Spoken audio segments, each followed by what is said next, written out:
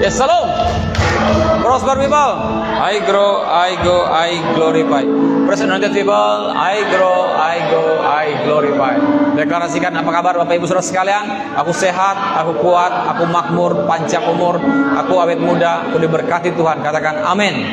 BMA, my church, my home. BMA, your church, your home. Amin. Silakan duduk. Sambil duduk katakan seperti biasa, aku anak kesayangan Bapa. Aku anak yang paling dikasihi Tuhan. Aku adalah kebenaran Bapa dalam Yesus. Dan aku adalah orang yang sudah dibenarkan karena imanku kepada Yesus. Amin. Baik Bapak Ibu, salam. Ya. Sore hari, malam hari ini, ya, saya membagikan firman tuntunan buat gereja kita yang berjudul dibungkus dengan jubah kebenaran. Amin. Dibungkus dengan jubah kebenaran. Ya. Sebelum saya lebih jauh lagi, saya mau sampaikan kita harus terus berdoa buat Indonesia, ya. Berdoa buat bangsa kita. Demonstrasi belum berhenti, masih berjalan. Besok masih ada berita-berita beredar akan ada demonstrasi besar-besaran lagi. Palangkaraya juga ada, ya. Dan yuk kita betul-betul berdoa, pray for Indonesia, bukan cuma ini saja. Bukan cuma hanya himbauan-himbauan, tapi sungguh-sungguh kita lakukan di rumah, ya. Mungkin saat di jalan, saat di mobil, saat dimanapun berdoa.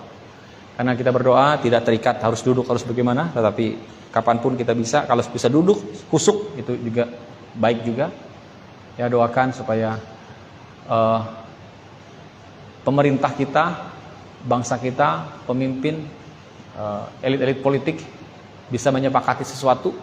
Karena pemimpin-pemimpin partai politik sekarang hari ini tadi sudah mulai dipanggil-panggil Pak Presiden, ya, untuk pasti rapat, pasti lakukan sesuatu, ambil keputusan dengan apa yang harus diambil untuk mengatasi keadaan chaos, kekacauan yang ada saat ini.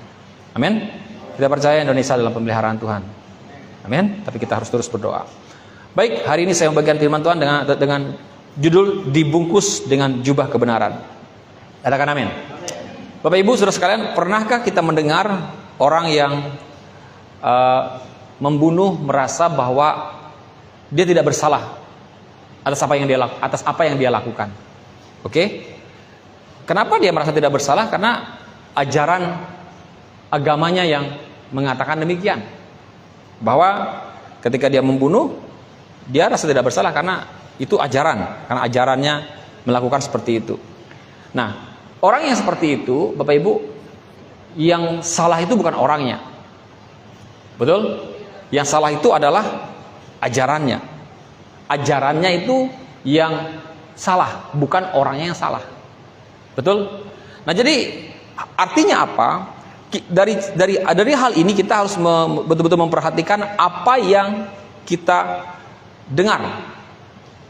Apa yang diajarkan kepadamu itu akan mempengaruhi apa yang akan kau lakukan. Ajaranmu akan membuat percayamu akan membuat perbuatanmu, itu maksudnya. Ya, ajaranmu akan membuat percayamu akan membuat perbuatanmu. Nah, jadi yang salah itu bukan orangnya, yang salah itu ajarannya. Oleh sebab itu kita harus memperhatikan betul-betul apa yang menjadi ajaran kita. Nah, dalam gereja ini kita juga belajar tentang grace, firman kasih karunia, yang dimana firman kasih karunia itu ini adalah sesuatu ajaran yang juga sesuatu yang dimana Tuhan telah membawa kita sejauh ini, dalam level sejauh ini. Dimana dulu kita tidak seperti ini, tetapi Tuhan membawa kita untuk open minded, terbuka, out the box, keluar dari kotak-kotak kita, sehingga kita menerima suatu pengajaran tentang grace dan kasih karunia Tuhan yang betul-betul memerdekakan. Amin. Nah, coba saudara pikirkan, bayangkan, kalau saudara angkat handphone saya ini, kalau saudara lihat warna ini, warnanya apa? Depan ini, black, hitam, gelap. Betul ya? Nah, coba saudara renungkan, pikirkan baik-baik Bapak Ibu, ya. Siapa yang menciptakan nama warna yang seperti ini adalah hitam? Siapa yang menciptakannya? Kan kita nggak tahu. Tiba-tiba ini warnanya Isaac Newton. Nah, Abad 17 ada. Dia yang menciptakan warna-warna itu. Nah, oke. Doni udah dapat nih. Isaac Newton menciptakan warna-warna. Tetapi dia juga taunya itu kan atas mungkin keputusan dia. Ya kan? Keputusan dia bahwa ini warnanya namanya hitam, ini hijau, ini kuning, ini biru, ini apa, ini apa, ini apa. Ya kan? Atas suatu keputusan yang dia, ya kalau kita lihat, kita runut lagi, gimana sih? Apa sesuatu yang membuat ini namanya merah, ini namanya hitam, gitu loh. Tetapi oke lah, akhirnya adalah seseorang yang membuat satu pengajaran dalam satu temuan bahwa ini namanya hitam. Akhirnya kita sepakati, kita setujui, seluruh dunia menyepakati ini warnanya hitam, depannya hitam. Bahasa Inggrisnya black, bahasa Afrikanya mungkin black, nah gitu kan. Ya kan? Oke, apa saja. Nah, artinya Bapak Ibu Saudara sekalian, bahwa pengajaran kita itu akan menentukan apa yang kita apa yang kita percaya, dan apa yang kita percaya itu akan menentukan apa yang kita lakukan. Oke? Nah, saudara bisa saja misalnya nanti yang punya anak misalnya dikirim suatu saat menikah, punya anak, ya kamu racuni aja anakmu dengan ajaran yang warna gitu kan. Sesuatu yang warna merah bilang ini putih, yang hitam bilang ini hijau, yang biru bilang ini coklat. Sampai dia tua, dia akan berdebat dengan orang. Ya. Dia akan berdebat lawan orang. Enggak, ini papa saya, mama saya bilang ini warnanya hitam, ini warnanya hijau, biru. Pokoknya dia akan pertahankan apa yang sudah dia dengar. Nah, yang salah bukan dia, papa mamanya yang salah, papanya yang salah, yang ngajarin dia, menyesatkan dia. Nah, seperti itu. Oke, Bapak Ibu. Jadi hari ini saya mau membawa saudara untuk mengerti kekristenan itu juga berbicara tentang sesuatu apa yang diajarkan atau tidak diajarkan. Ya. Kekristenan itu, Bapak Ibu Saudara sekalian, kita tahu di dalam kekristenan ada dua perjanjian yang seringkali kita dengar, yaitu Old Covenant dan New Covenant. Old Covenant adalah perjanjian lama dan New Covenant adalah perjanjian baru. Ini bukan Alkitabnya, saya berulang kali katakan, ini adalah perjanjiannya. Perjanjian yang lama isinya adalah berbicara tentang hukum Taurat. Perjanjian yang lama isinya adalah berbicara tentang kitab para nabi. Apa yang diungkapkan oleh hukum Taurat dan kitab para nabi itu perjanjian yang lama. Perjanjian lama, hukum Taurat dan kitab para nabi. Tetapi perjanjian baru adalah berbicara tentang grace, kasih karunia Tuhan. Perjanjian yang lama, firman Tuhan mengatakan ditulis di dalam loh batu. Perjanjian yang baru ditulis dalam loh hati manusia. Oke? Dan dengar baik-baik, kita ini bukan orang Yahudi. Kita bukan agama Yahudi. Dan Yesus datang untuk kita bukan bikin agama, bukan membuat agama Kristen. Tetapi Yesus datang untuk menggenapi perjanjian yang lama tadi, untuk menyelesaikan, melakukan setiap pasal-pasal, setiap ayat-ayat yang ada dalam perjanjian lama, untuk menyelesaikan setiap perjanjian, isi perjanjian itu, yaitu hukum Taurat tadi, yang tidak bisa diselesaikan oleh siapapun. Betul? Amin. Nah, saudara lihat, saudara kalau melakukan suatu perjanjian antara kedua belah pihak, ada pasal, ada ayat yang harus dipenuhi oleh kedua belah pihak. Dari pihak Tuhan Tuhan melakukannya. Dari pihak manusia melakukannya. Nah, di pihak manusia yang melakukannya ini, tidak ada satupun manusia yang bisa menyelesaikan setiap pasal dan ayat dengan sempurna yang ada dalam perjanjian yang lama, yaitu hukum Taurat dan kitab para nabi. Sehingga datanglah seorang manusia yang bernama Yesus, bukan manusia, Tuhan yang menjadi manusia maksud saya. Datanglah Tuhan yang menjadi manusia bernama Yesus, ya, yang mengambil rupa sebagai manusia, menjadi kita sebagai manusia untuk menyelesaikan perjanjian itu. Amin. Nah, jadi setelah kita tahu bahwa itu sudah diselesaikan, Bapak Ibu Saudara sekalian, maka apa yang kita lakukan? Kita hidup dalam suatu perjanjian yang baru, bukan perjanjian yang lama. Kita tidak bisa hidup di dalam dua perjanjian ini. Kita harus hidup di dalam satu perjanjian, tidak boleh dalam dua perjanjian. Kalau kita hidup dalam dua perjanjian, ngapain kita hidup dalam perjanjian yang sudah diselesaikan?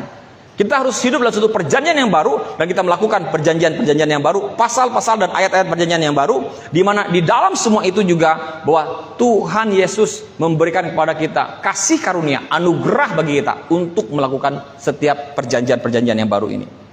Amin. Nah, oleh sebab itu, Bapak Ibu, pengajaran-pengajaran dalam perjanjian yang lama, ya, itu banyak hal-hal yang sebetulnya kalau kita mau pakai hari ini, itu akan sangat bertentangan. Susah sekali kita melakukannya karena tidak mungkin rasanya kita bisa melakukannya. Kita akan lihat nanti, kita akan lihat ayatnya dalam Ulangan pasal 21, ya, ayat 18 sampai 21. Jadi Bapak Ibu Saudara sekalian, ajaran yang salah membuat kepercayaan yang salah. Tadi saya katakan, kepercayaan yang salah membuat tindakan kita yang salah. Nah, dalam Ulangan pasal 21 ayat 18 sampai 21 kita baca, apabila seseorang mempunyai anak laki-laki yang degil dan membangkang, yang tidak mau mendengarkan perkataan ayahnya dan ibunya, dan walaupun mereka menghajar dia, tidak juga ia mendengarkan mereka, maka haruslah ayahnya dan ibunya memegang dia dan membawa dia keluar kepada para tua-tua kotanya di pintu gerbang tempat kediamannya, dan harus berkata kepada para tua-tua kotanya, anak kami ini degil dan membangkang, ia tidak mau mendengarkan perkataan kami, ia seorang pelahap dan peminum. Maka haruslah, perhatikan ayat 21, semua orang sekotanya melempari anak itu dengan batu sehingga ia mati. Demikianlah harus kau hapuskan yang jahat itu dari tengah-tengahmu, dan seluruh orang Israel akan mendengar dan menjadi takut. Coba saudara bayangkan, jikalau ayat ini saudara terapkan hari ini. Ini kayak Bawi, Diki, anak-anak masih Angel, Ken. Kamu membangkang ngelawan orang tua, berakhir dengan rajam pakai batu. Anak-anak mau? Orang tua tega? Enggak lah, ya kan? Sedegil-degilnya anak, sejahat-jahatnya anak, setidak taatnya pun mereka, kita nggak akan hukum mereka melemparkan dengan batu. Tetapi hukum Taurat mengatakan, kamu harus lakukan itu. Kalau kau tidak melakukannya, kau melanggar hukum itu. Kalau kau melanggar hukum itu, berarti kamu tidak bisa kudus, tidak bisa benar. Berarti kau tidak bisa sempurna, berarti kau tidak bisa masuk surga. Itu intinya. Oke, betul? Nah, makanya karena manusia tidak bisa melakukan hukum-hukum itu, makanya Yesus Kristus datang untuk menggenapi semua hukum-hukum yang tidak bisa dilakukan oleh manusia. Maka semua hukuman yang seharusnya ditimpakan pada anak-anak yang nakal ini, anak-anak yang tidak taat ini, anak-anak yang peminum dan pelahap ini, semua hukuman yang seharusnya ditimpakan pada mereka, ditimpakan pada Yesus.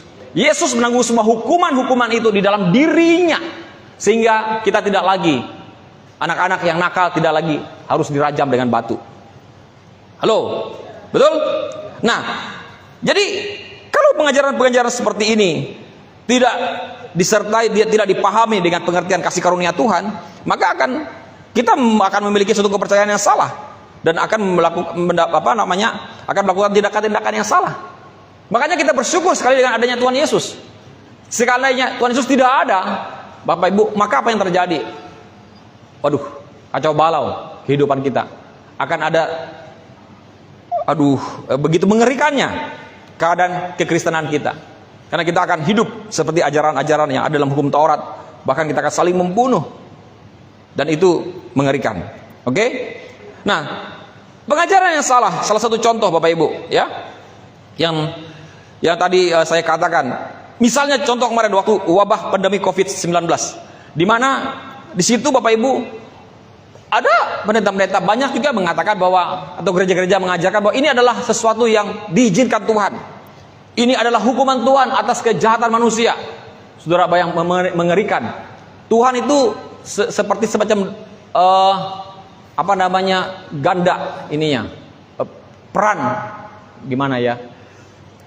Dia juga baik, dia mengasihi, tapi dia juga jahat, memberikan penyakit, menyebabkan kematian atas manusia. Padahal tidak seperti itu. Semua itu terjadi hanya karena ulah manusia itu sendiri. Amin. Ya, jadi saudara perhatikan, jikalau ayat Ulangan 21 ayat 18 ini sampai 21 ini ya kita lakukan, maka akan sangat-sangat saudara bisa rasakan aja. Kalau saudara melakukannya, kayaknya nggak tega, nggak mungkin deh kita akan membawa anak kita, yuk lempar sama-sama. Karena di firman Tuhan itu, coba saudara perhatikan di ayat yang 21. Maka haruslah semua orang sekotanya melempari anak itu dengan batu. Satu kota. Jangan ke satu kota, satu gereja aja lempar dengan batu udah mati anak itu. Saya lihat itu di waktu demonstrasi yang di Jakarta itu, ya. Tadi malam kita lihat Kia, HP muka waktu itu, ya. Itu polisi dilempar pakai batu, sudah terlungkup gitu, dilempar batu karena belakangnya. Dia nggak bergerak, atau sengaja dia nggak bergerak atau sudah pingsan atau apa. Itu, aduh, ada 2 orang itu, sadis, mengerikan, ya. Dan itu miris sekali lihatnya. Oke. Nah, coba saudara perhatikan perjanjian ini, ya. Ayat ini, Bapak Ibu, ada di Alkitab. Tetapi ini ada di perjanjian yang lama. Nah, ajaran hukum Taurat atau agama Yahudi itu hampir mirip dengan agama yang lain. Apa itu kemiripannya? Kemiripannya adalah bersifat transaksional. Transaksional itu bersifat transaksi, seperti orang jual beli. Kalau saya jual sesuatu, maka kau membelinya. Saya jual, kamu beli. Transaksional. Menjual sesuatu, membeli sesuatu. Kamu jual, saya bayar. Nah, itu transaksional. Nah, sehingga Bapak Ibu Saudara sekalian, apa yang terjadi ketika kita menjalankan keagamaan kita transaksional, maka ada saat-saat titik-titik tertentu di mana seseorang akan merasa dia tidak sanggup membayarnya, maka apa yang terjadi? Dia akan menjadi orang yang frustasi dan rasa bersalah. Itu yang terjadi. Sehingga akhirnya ketika orang menjadi frustasi dan rasa bersalah, akhirnya tidak membuat orang itu semakin dekat dengan Tuhan, tapi justru akan membuat orang itu semakin menjauh dengan Tuhan. Karena dia rasa tidak mungkin saya melakukan hal ini. Saya menemukan beberapa teman-teman yang juga mengalami di mana mereka dulu orang yang berapi-api bersemangat, tetapi suatu titik tertentu mereka sampai pada titik frustasi dengan keadaan kejatuhan mereka. Akhirnya mereka menjauh dari Tuhan. Tapi puji Tuhan ada yang diselamatkan oleh karena mendengar firman kasih karunia. Ada yang hari ini mungkin saya nggak tahu bagaimana keadaan kehidupan mereka. Mungkin masih hidup dalam kefrustasian dan keputusasaannya seperti itu. Nah, jadi ini bahaya sekali kalau kita tidak keluar daripada cara hidup transaksional seperti ini. Nah, saya hari ini membawa saudara untuk memahami, Bapak Ibu, tentang bagaimana Tuhan sudah memberikan kita kebenaran. Amin. Amin. Nah, jadi kebenaran yang Tuhan berikan kepada kita adalah kebenaran yang didasarkan oleh karena perbuatan Yesus, bukan karena perbuatan kita. Nah, jikalau kita hari ini menjadi orang benar, menjadi orang yang merasa kudus, biarlah kebenaran dan kekudusan kita itu bukanlah sesuatu yang harus kita pakai untuk menghakimi orang lain. Saya pernah pada posisi di mana saya merasa bahwa hidup saya benar dalam konteks bukan kebenaran yang saya terima seperti yang hari ini dalam firman kasih karunia. Saya merasa bahwa saya sudah banyak melakukan, masa muda saya baik-baik saja, saya lahir baru, saya bertobat, saya mengalami Tuhan, saya tidak melakukan dosa-dosa, perbuatan-perbuatan dosa yang dilakukan oleh banyak orang-orang, perbuatan cabul, perbuatan dosa seks atau apa, saya tidak melakukan semuanya itu. Saya betul-betul mencari Tuhan, saya menyembah Tuhan, saya bersemangat, saya memenangkan jiwa, saya baptis ratusan orang, ya, saya mengembangkan satu sel group, satu jemaat gereja. Waktu saya kuliah itu berhasil multiplikasi. Jadi kalau saya lihat teman-teman saya angkatan saya, mereka jatuh dalam dosa, mereka seperti itu, mereka mundur dari Tuhan, saya itu menganggap remeh, menganggap rendah mereka. Semacam menghakimi apa yang masa seperti itu saja mereka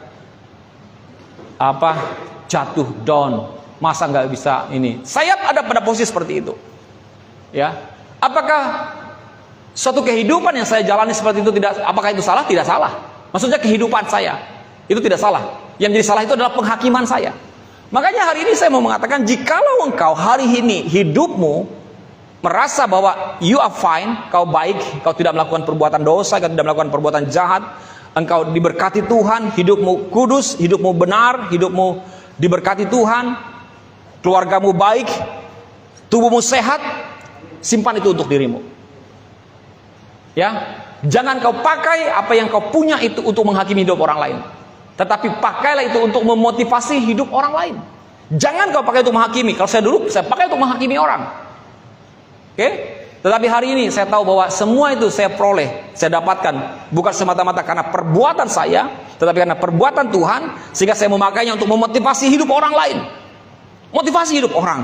Come on, bangkit. Saya juga pernah jatuh, dan saya bangkit oleh karena saya mengerti tentang kasih karunia Tuhan. Bangkitkan orang lain, biar hidup orang lain pun akan berubah, diubahkan, bukan karena apa yang dia lakukan, tapi oleh karena Yesus Kristus yang sudah melakukannya bagi dia. Jadi hari ini Bapak Ibu Saudara sekalian, biarkan semua keberhasilanmu, kehebatan yang kau saudara raih, kau capai di dalam Tuhan, simpan itu untuk hidupmu. Bagikan untuk orang lain dengan cara memberikan motivasi, tetapi jangan kau pakai untuk menghakimi hidup orang lain. Jangan hakimi siapapun, jangan hakimi kegagalan orang, jangan hakimi kejatuhan orang, jangan menghakimi kelemahan orang. Ya, kita pakai semuanya itu hanya untuk memotivasi orang-orang itu. Amin. Jadi, saudara lihat, sekarang ini Bapak Ibu, kita ini tinggal atau hidup di suatu tempat yang bernama Bait Allah.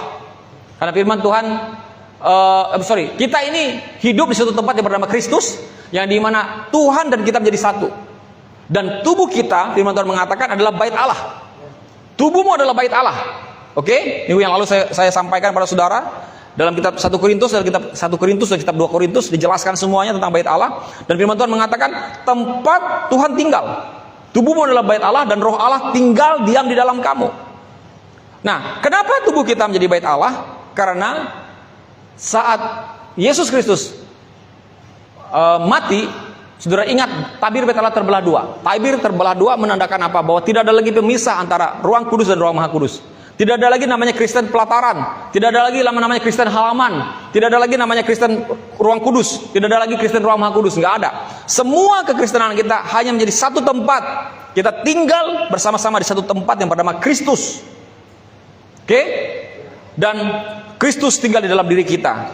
Jadi saudara bisa melihat bahwa hidup saudara dan saya sebagai orang Kristen, kita semuanya tinggal di suatu tempat, di ruang maha kudus. Dan bahkan tubuhmu adalah tempat maha kudus itu, di mana Tuhan tinggal.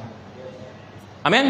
Saya mau bertanya kepada saudara, di mana di dalam bentuk wujud Bait Allah itu, di mana Tuhan tinggal? Di ruang mana? Di ruang apa? Tempat ruang Tuhan tinggal di ruang maha kudus. Dibuktikan dengan apa? Ada apa di sana? Ada bait, tabut perjanjian. Oke. Nah, saya mau ngajak saudara untuk memahami ini. Ruang maha kudus, ada Tuhan di situ. Oke? Nah, firman Tuhan mengatakan tubuhmu adalah Bait Allah. 1 Korintus 3 ayat 16.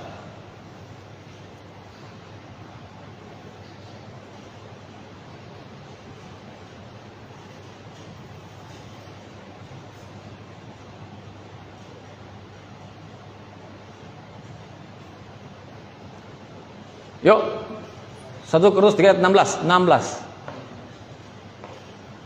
Satu lagi, klik. Baca sama-sama, 1, 2, 3. Tidak tahukah kamu bahwa kamu adalah Bait Allah, dan bahwa Roh Allah diam di dalam kamu? Roh Allah itu nama lainnya roh apa? Roh Kudus. Dikatakan di situ diam di dalam kamu. Kalau Roh Kudus, Roh Tuhan tinggal diam di dalam kamu, yang dimana tempat itu disebut dengan Bait Allah, berarti tubuhmu adalah ruang maha kudus. Itu dia. Paham ya? Jadi nggak ada lagi beda-beda pelataran, kudus, maha kudus. Enggak. Pokoknya tubuhmu adalah ruang maha kudus. Kenapa? Karena tubuhmu adalah tempat tinggal Tuhan itu.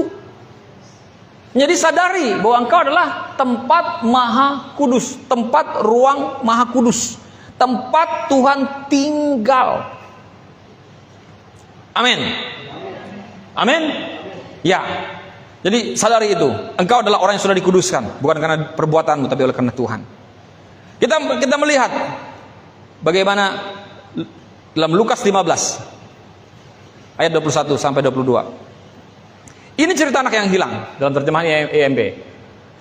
Anak hilang itu berkata kepadanya, "Bapak, aku telah berdosa terhadap surga dan terhadap Bapak. Aku tidak layak lagi disebut anakmu." Namun ayah itu berkata kepada hamba-hambanya, "Segera bawa kemari jubah panjang yang terbaik, jubah panjang yang terbaik. Pakaikanlah kepadanya, dan kenakanlah cincin pada jari tangannya, serta kasut pada kakinya. Ada 3 yang dipakaikan, jubah terbaik, cincin padanya, pada tangannya, dan kasut pada kakinya. Saudara tahu bahwa ketiga hal ini hanya dipakaikan kepada seorang anak. Seorang hamba tidak akan dipakaikan itu. Seorang budak tidak akan memakai cincin. Seorang budak tidak akan memakai jubah. Seorang budak tidak akan memakai kasut atau sepatu pada kakinya. Itu hanya diberikan kepada seorang anak. Ayat ini Bapak Ibu Saudara sekalian, kalau kita melihat cerita tentang anak yang hilang, ya, kalau orang yang ada dalam seorang anak yang ada dalam cerita Lukas pasal 15 ini, kalau kita korelasikan, hubungkan dengan apa yang ditulis dalam kitab Ulangan tadi, maka anak yang ada dalam Lukas pasal 15 ini, yang hilang ini, seharusnya dilempar dengan batu dan mati. Dirajam dengan batu sampai mati, karena dia adalah anak yang kurang ajar, karena dia adalah anak yang durhaka, anak yang telah meminta harta warisannya saat bapaknya masih hidup, dan dia memaksa untuk meminta itu, dan dia habiskan berfoya-foya sampai dia pulang dalam kesusahan. Dan seharusnya kalau dalam konteks perjanjian lama, ya, anak ini harus dirajam pakai batu.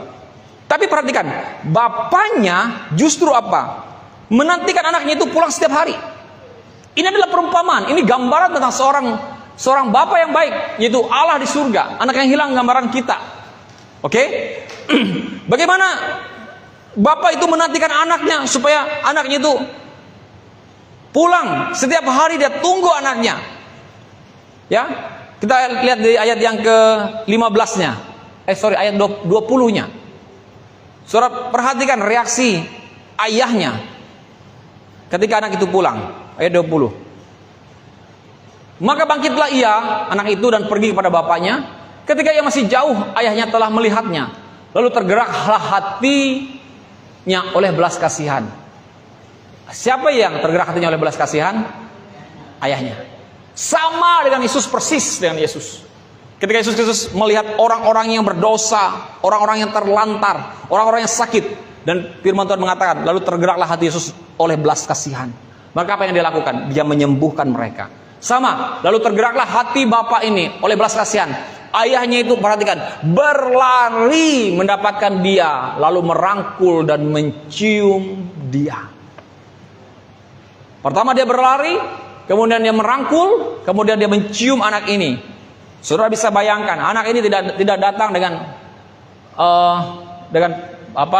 dengan bau yang harum, tidak datang dengan parfum Lancome Midnight Rose gitu kan. Itu parfum saya Doni. Mereknya itu. Lancome Midnight Rose. Nah, gitu. Kalau ada Dini tadi kesel ngakak Dini mungkin ya dengarnya. Hafal dia kan. Tapi itu Bapak Ibu bau babi. Berapa hari hilangnya di Ki? 1 bulan kan? Hampir bau babi. Ya kan? Itu harumnya itu bukan harumnya Lancome Midnight Rose, tapi bau babi. Karena dia sebelumnya memberi makan babi. Karena dia sebelumnya tinggal dengan babi. Pasti dia gembel sekali. Tapi perhatikan, ayahnya tidak lagi memikirkan tentang bagaimana keadaannya, bagaimana baunya. Ya. Saudara, kalau anak saudara biar behewau dicium. Tapi kalau anak orang, ya kadang-kadang kita agak ini juga. Tapi kalau anak kita, biar bau juga dicium. Kayak Ken biasanya juga bau, aduh baunya. Tapi cium aja lah. Ya nggak Ken? Iya. Ya. Seperti itu. Jadi ayah ini, dia bersikap sebagai seorang ayah yang dimana dia datang merangkul anaknya dan menciumnya. Ini menunjukkan tentang itulah perbuatan Bapa kepada kita. Dia tidak lagi menghukum, tapi justru apa? Dia memberikan belas kasihan dan mengasihi kita. Ayahnya tidak sabar, bahkan firman ayat 20-nya dikatakan dia berlari menghampiri anak itu, memeluk anak itu, menciumnya. Dan lebih dahsyatnya lagi, anak itu dikembalikan posisinya pada posisi sebelumnya dengan memberikan jubah, cincin, kasut. Dan itulah apa yang dikerjakan oleh Bapa Surgawi untuk hidup kita. Katakan amin. Amin. Coba kita lihat berikutnya dalam Yesaya 61 tentang perbuatan Tuhan Dia tidak hanya melakukan itu untuk dalam sebuah perumpamaan, tetapi itulah yang sesungguhnya yang sudah Tuhan lakukan bagi kita. Dalam Yesaya 61 ayat 10 juga menceritakan bagaimana seperti yang dikatakan tadi, ayahnya memakaikan dia jubah, ya. Dikatakan situ, lekaslah bawa kemari jubah yang terbaik. Nah, di Yesaya 61 ayat 10 ini, Bapak Ibu Saudara sekalian, menjelaskan tentang jubah yang terbaik itu. Seperti apa yang dikatakan dalam jubah yang terbaik itu. Dan saya berdoa, berharap kepada saudara agar hal ini, pewahyuan tentang jubah ini melekat dalam dirimu, menjadi suatu pewahyuan yang harus melekat pada diri kita. Ayat 10, aku hendak memberitahu kamu betapa bahagianya aku di dalam Tuhan. Ia mengenakan pakaian keselamatan kepada aku. Perhatikan, ia mengenakan pakaian, yang pertama pakaian keselamatan kepada aku, dan membungkus aku dengan jubah kebenaran. Wow, perhatikan apa? Membungkus aku dengan jubah kebenaran. Aku seperti pengantin pria dengan pakaian pengantin serta hiasan kepalanya, atau seperti pengantin wanita dengan segala perhiasannya. Coba perhatikan, dia mengenakan pakaian keselamatan, dibungkus dengan jubah kebenaran. Dibungkus, Bapak Ibu, kalau sudah dibungkus ya nggak kelihatan yang di dalamnya. Kalau nasi bungkus, nasinya nggak kelihatan, betul? Yang kelihatan apa? Bungkusannya yang bertuliskan 4H. Lauknya hati, haruan, hintalu, hayam. 4H. 4H, ya kan? Oke. Soalnya huruf H. Ya. Coba sekali-sekali main hari ini, kerjain teman-temanmu, beli itu, tulis saja H semuanya. Apa nih? Pokoknya H lah. Ya saja Pak. Oh, haruan. Pas dibuka, ternyata ayam gitu. Maka hayam gitu kan. Oke, hintalu. Ya, oke. Jadi sudah perhatikan, dia tidak hanya mengenakan pakaian keselamatan, tapi juga jubah kebenaran. Dia seperti pengantin pria dengan pakaian pengantin serta hiasan kepalanya. Wow, seperti seorang wanita dengan hiasan, dengan segala perhiasannya. Wow, begitu banyak perhiasan-perhiasan yang ada di dalam kepalanya, dalam dirinya, ya. Dan jubah-jubah di dalam hidupnya, yaitu jubah kebenaran. Nah, saudara bisa lihat di dalam 2 Korintus 5 ayat 61, 2 Korintus 5 ayat 21. Dalam terjemahan IMB-nya, ada tadi IMB kayaknya, ada nggak? Nah ya, coba saudara perhatikan. Elohim telah membuat Kristus yang tidak mengenal dosa menjadi dosa karena kita, supaya di dalam Dia, di dalam Yesus Kristus, kita menjadi kebenaran Elohim. Makanya deklarasi kita, aku adalah kebenaran Bapa di dalam Kristus, supaya di dalam Kristus kita menjadi kebenaran Elohim. Makanya deklarasi kita, aku adalah kebenaran Bapa di dalam Kristus. Katakan amin. Amin. Nah, pewahyuan ini membuat kita menjadi orang yang berkuasa, membuat kita menjadi orang yang hidup dalam jubah kebenaran, dan ada berkat-berkat Tuhan pada orang yang memakai jubah kebenaran. Amin. Anak yang hilang dipakaikan jubah yang panjang, yang terbaik, bukan yang panjang, yang terbaik. Kemudian juga Yesaya mengatakan bahwa kita itu seperti orang yang dipakaikan pakaian keselamatan dan jubah kebenaran. Dan ada berkat pada orang-orang yang hidup memakaikan jubah kebenaran dalam kehidupannya. Amsal 10 ayat 6, kita baca. Amsal 10 ayat 6. Amsal 10 ayat yang ke-6. Kita baca sama-sama. 1, 2, 3. Berkat ada di atas kepala orang benar, tetapi mulut orang fasik menyembunyikan kelaliman. Jadi berkat itu Bapak Ibu, ya, ada di atas kepala orang benar. Jadi betapa pentingnya untuk menyadari dirimu sebagai orang benar. Betapa pentingnya untuk menyadari dirimu sebagai orang yang sudah dibenarkan dan menjadi orang benar. Karena hanya karena berkat Tuhan hanya ada di kepala orang benar. Firman Tuhan mengatakan berkat ada di atas kepala orang benar. Jikalau engkau terus-menerus menyadari dirimu sebagai manusia yang berdosa, orang yang berdosa, maka engkau tidak akan hidup dalam berkat-berkat itu. Makanya saya katakan kita ini memiliki jubah kebenaran. Dipakaikan jubah kebenaran. Dan tadi saya mengatakan orang yang memakai jubah kebenaran, maka apa yang terjadi? Maka orang itu hidup dalam berkat-berkat Tuhan. Dalam jubah kebenaran ada berkat-berkat Tuhan. Karena firman Tuhan mengatakan berkat ada di atas kepala orang benar. Bahkan dalam Yakobus 5 ayat 16 mengatakan doa orang benar bila dengan yakin didoakan akan besar kuasanya. Sehingga ketika kita hidup dalam kesadaran sebagai orang benar, orang yang sudah dibenarkan, maka doa kita akan berkuasa. Yang pertama, yang kedua apa yang terjadi? Kita akan hidup di dalam berkat-berkat Tuhan. Katakan amin. Maka semakin besar dan semakin dalam pewahyuanmu tentang kebenaran Tuhan di dalam dirimu, tentang kebenaran Kristus dalam dirimu sebagai orang benar, maka seiring dengan itu engkau akan melihat berkat-berkat Tuhan. Semakin besar pengenalanmu akan pengertianmu akan kebenaran Tuhan, dan firman Tuhan juga mengatakan seberapa besar engkau mengerti kebenaran, maka kebenaran itu akan memerdekakan kamu. Sebagaimana engkau mengetahui kebenaran itu akan memerdekakan kamu.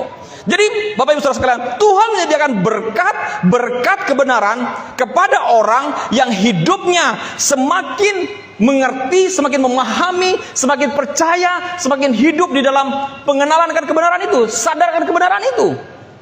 Amin. Hiduplah dalam kesadaran akan kebenaran Tuhan dalam kehidupanmu.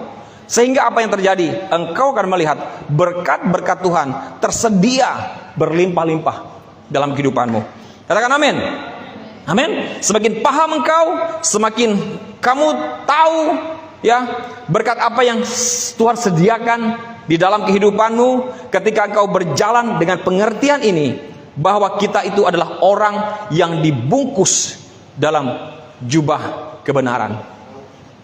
Minta tisu 1 lembar. Saya bungkus anggur perjamuan ini. Di dalamnya ada anggur perjamuan dengan tisu ini. Saudara lihat tidak? Roti dan anggur di dalamnya. Yang saudara lihat hanyalah tisu. Betul? Firman Tuhan mengatakan engkau tadi dibungkus dengan jubah kebenaran. Artinya apa? Bahwa segala sesuatu dalam dirimu tidak terlihat lagi. Dosamu, pelanggaranmu, kesalahanmu nggak terlihat. Yang terlihat adalah hanya jubah kebenaran Kristus. Jubah kebenaran Bapa. Ya. Karena firman Tuhan tadi mengatakan engkau adalah kebenaran Bapa dalam Yesus. Jadi yang ada adalah jubah kebenaran Bapa yang ada dalam dirimu yang membungkus engkau. Sehingga apa? Pelanggaran, dosa yang kita buat, yang konsekuensi daripada pelanggaran dan dosa itu adalah hukuman Tuhan, itu tidak terjadi pada hidup saudara dan saya. Kenapa? Sudah dibungkus oleh jubah kebenaran Bapa di dalam kehidupan kita. Katakan amin. Amin. Jadi itu yang kita harus kita pahami. Jadi sakit, penyakit, kegagalan, kelemahan, semuanya itu sudah dibungkus dalam jubah kebenaran. Jadi hiduplah, betapa pentingnya untuk hidup mengerti tentang apa namanya tentang dirimu sebagai orang yang sudah dibenarkan Tuhan. Nah, perempuan yang sakit pendarahan 12 tahun Bapak Ibu, kalau dia tidak diubahkan dari apa yang dia dengar sebelumnya, saudara bisa tahu bahwa perempuan sakit pendarahan ini pasti dia adalah orang yang hidup dalam hukum Taurat. Dan dia itu jemaat. Dia itu orang Yahudi. Dia tahu hukum Taurat. Dia tahu bahwa kalau orang sakit pendarahan, maka dia najis. Betul? Amin. Dia tahu orang sakit pendarahan itu najis.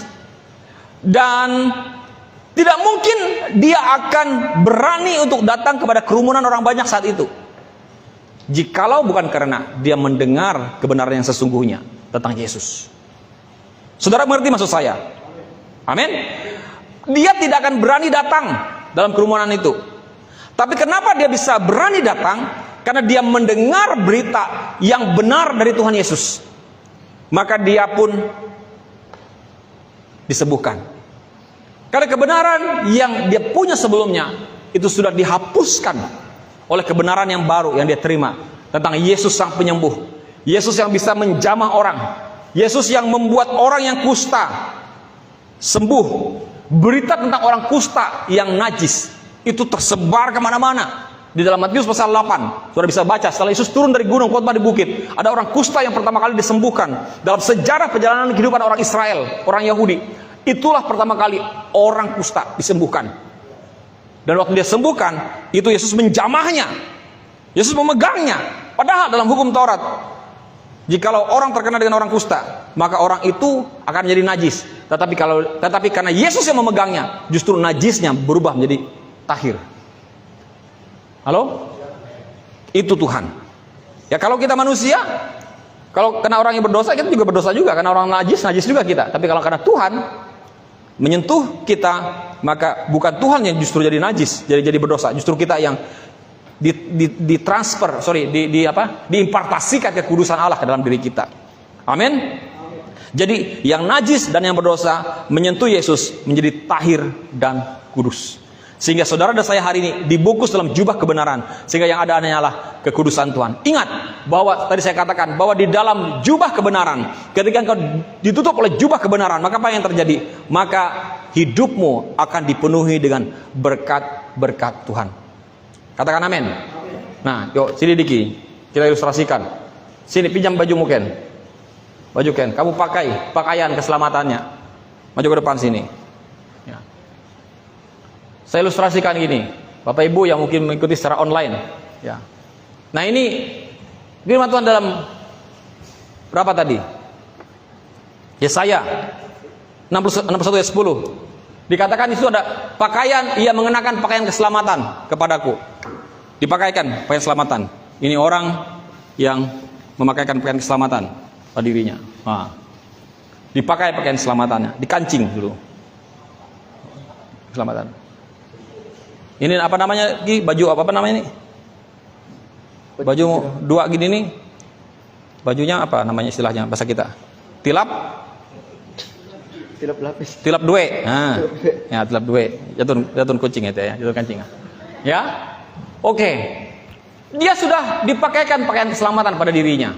Lalu firman Tuhan lagi mengatakan, dan membungkus aku dengan jubah kebenaran. Dan dia dibungkus lagi dengan jubah kebenaran. Mana jubahnya? Waduh, nggak ada jubahnya, pakai ini aja lah. Pakai ini aja. Ya. Bapak Ibu, saya ini pakai baju kaos oblong. Ya. Nah ini. Jubah kebenaran. Saya pakaikan pada Diki ya. Ya. Ini jubah kebenarannya. Wes. Ini jubahnya mahal sekali ini. Dari Turki, Bapak Ibu. Ya, ini jaket kulit dari Turki. Iya. Haleluya. Ya. Oke, Bapak Ibu, kita lihat. Kelihatan nggak di sana? Sampai dilihat di Facebook. Ya. Karena jubah kebenaran itu membawa berkat. Ya. Firman Tuhan tadi saya sampaikan bahwa dalam jubah kebenaran ada berkat-berkat Tuhan. Kita mau cek apa ada berkat Tuhan nggak dalam jubah kebenaran? Coba cek kantongnya sebelah kanan dulu. Ambil sebelah kanan. Cepat. Weh. Ada berkat. Tuhan menyediakan berkat buat Diki untuk supaya dia tetap terus ganteng, cakep, ya. Tetap bekena balinya. Anak bapak, anak Hindu, baru tumbang koroi. Nah, ya. Tuhan sediakan per dia. Wah, itu Tuhan menyediakan berkat supaya terpelihara bentuk tubuhnya, fisiknya. Oh, Tuhan juga beri kepada dia satu petunjuk jalan arah hidup supaya dia bisa menunjuk. Belum. Ini dulu. Ya, supaya ini jari jempol, bukan jempol, telunjuk, supaya petunjuk. Jadi Tuhan memberikan arah petunjuk buat Diki, ya, supaya jalan hidupnya tidak tersesat. Oke, lanjut lagi Diki. Buka lagi kantong, berkat-berkat lagi yang lainnya. Iya. Oh, Bapak Ibu, Tuhan menyediakan tidak hanya memperhatikan bentuk tubuh fisiknya, tapi juga menyediakan ketersediaan untuk makanan, untuk kehidupannya. Tersedia untuk makanan dan minuman. Ini makanannya, ada roti di dalamnya yang terbungkus dalam plastik. Ada lagi Diki, makanan dan juga minuman. Ada kopi supaya dia tidak haus. Ada creamernya. Ada teh, Bapak Ibu.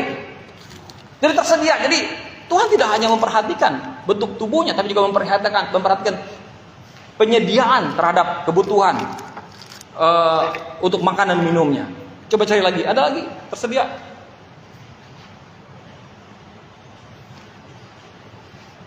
Wah, Tuhan juga peduli terhadap keuangannya. Ada uang 5.000. Coba cari lagi Diki, ada lagi. Oh, wah ini luar biasa. Tuhan tidak hanya itu, Tuhan juga menyediakan pada dia berkat-berkat tubuh dan darahnya, supaya Diki bisa terus terpelihara tubuhnya dan darahnya dengan melalui makanan dan minuman yang terbaik, itu perjamuan. Ada lagi, coba cari lagi. Ada lagi. Oh masih ada, Bapak Ibu, ada uang-uang yang tersedia bagi Diki. Ribuan. Coba ada lagi. Coba lihat, ada lagi kantong-kantongnya yang tersedia untuk kamu. Oh masih ada satu lagi. Apakah ada di situ? Masih ada uang, Bapak Ibu. Tuhan sediakan. Jadi Tuhan tidak hanya melihat semuanya, Tuhan perhatikan. Bagian tubuhnya, makanan dan minumannya, petunjuk arah hidupnya, kemudian keuangan juga disediakan bagi dia. Amin. Dan juga untuk ketersediaan tubuh dan darah Tuhan untuk hidupnya, dan dia diberkati. Katakan amin. Amin. Sudah habis Ki? Habis. Oke, ini uangnya buat kamu aja. Kembalikan jubahnya.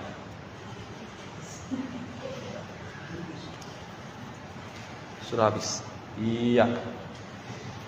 Bapak Ibu, firman Tuhan mengatakan, ya, silakan bajunya lepas, duduk ke situ dulu. Ya, duduk saja situ depan. Ya, situ. Firman Tuhan mengatakan bahwa jikalau seberapa engkau mengetahui kebenaran, maka kebenaran itu akan memerdekakan kamu. Ya. Kebenaran itu kalau kau ketahui, maka dia akan semakin memerdekakan. Kalau kau semakin mengetahuinya lagi, Bapak Ibu, maka engkau akan semakin menerima berkat-berkatnya. Oke? Karena jikalau kita tidak mengetahui kebenaran itu, Bapak Ibu bisa perhatikan sini semuanya, ya. Perhatikan saya ke depan dulu, ya. Jikalau saudara tahu kebenaran-kebenaran itu, maka kebenaran itu akan memerdekakan saudara. Amin. Kalau kau tidak tahu, maka kau tidak akan menemukan kemerdekaan itu. Kalau kau tidak mengetahuinya, tidak hidup di dalamnya, tidak menyadarinya, maka kemerdekaan dan berkat-berkat itu tidak kau terima karena kau tidak mengetahuinya. Nah, karena Diki tidak mengetahui dan dia mengatakan habis, maka dia tidak menerima berkat yang lebih besar lagi. Ada di sini Diki. Nah, perhatikan sini Bapak Ibu. Nah, masih ada berkat karena kau tidak tahu.